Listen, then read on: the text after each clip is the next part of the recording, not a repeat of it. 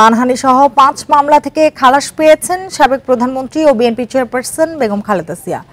এর মধ্যে ২টি মামলা জন্মদিন পালন ও মুক্তিযোদ্ধাদের কটূক্তির। বাকি ৩টি মামলা করা হয়েছিল মানহানির অভিযোগে।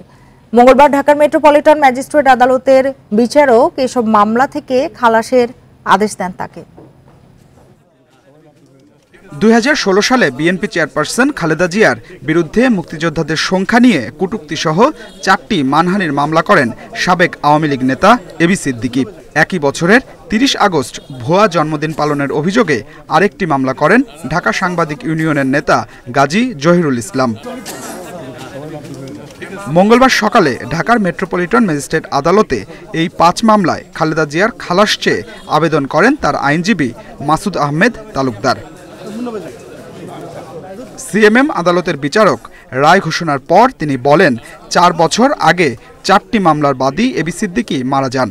এবার ভুয়া ও রাজনৈতিক উদ্দেশ্যে দেওয়া এসব মামলা থেকে খালাস পেলেন বিএনপি চেয়ারপারসন। আওয়ামী লীগের আমলে ম্যাডাম খালেদা জিয়ার বিরুদ্ধে কোনো মামলা করার জন্য কোনো স্যাংশনের প্রয়োজন হতো না। আমরা আদালতে যখন বলতাম তখন ওই সমস্ত স্যাংশন ব্যাকডেটে সরকার দিয়ে দিতেন।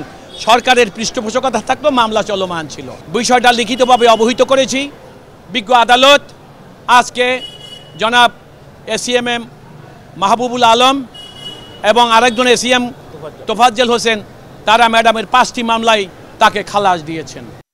এছাড়া সাক্ষী উপস্থিত না হয় খালেদা জিয়ার নাইকো দুর্নীতি মামলার শুনানি ৮ সেপ্টেম্বর পর্যন্ত পিছিয়েছে আদালত।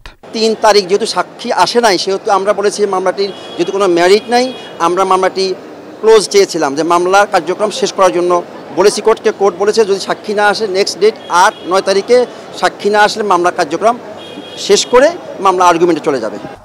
গেল ১৭ বছরে বিএনপি চেয়ারপারসনের বিরুদ্ধে দেশের বিভিন্ন স্থানে ৩৭টি মামলা দায়ের করা হয়।